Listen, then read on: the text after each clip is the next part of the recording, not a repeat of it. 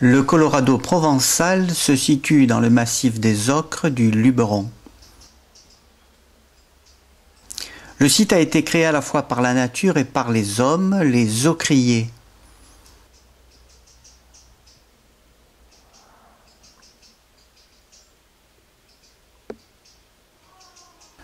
Le site fut exploité depuis la fin du XVIIe siècle jusqu'en 1992, où le dernier ocrier prit sa retraite.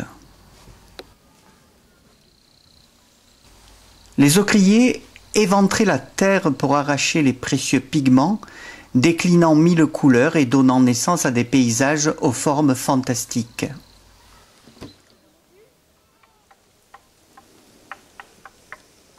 Les sentiers traversent les combes étroites, longent les falaises, le Sahara, les cheminées de fées.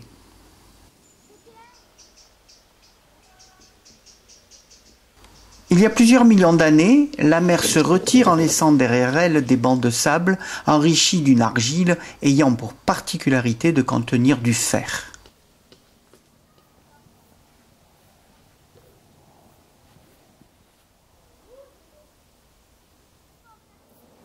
C'est Jean-Étienne Astier qui eut l'idée, à la fin du XVIIe siècle, de faire passer le sable dans des bassins de décantation pour en extraire l'ocre.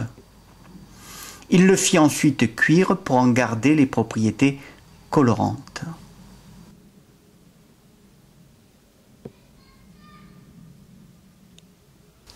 Au cours du Crétacé, il y a 110 millions d'années, à la période laptienne, du nom de la ville d'Apt, un grès constitué par des grains de sable s'accumule sur 30 mètres d'épaisseur. Ces sédiments sableux se sont d'abord déposés en milieu marin, proche des côtes, puis, à la même époque, le bombement dû au rapprochement de l'Ibérie a fait émerger ces formations sédimentaires. Ces sables vont être à l'origine de l'ocre grâce à une argile d'origine exclusivement marine et riche en fer.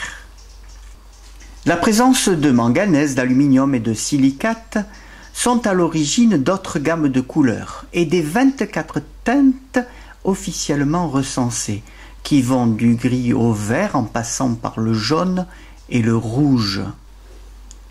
Ces dépôts marins sont surmontés par des dépôts plus grossiers d'origine continentale, dépourvus initialement de glauconie et donc particulièrement blancs, eux-mêmes surmontés encore d'une cuirasse ferrugineuse.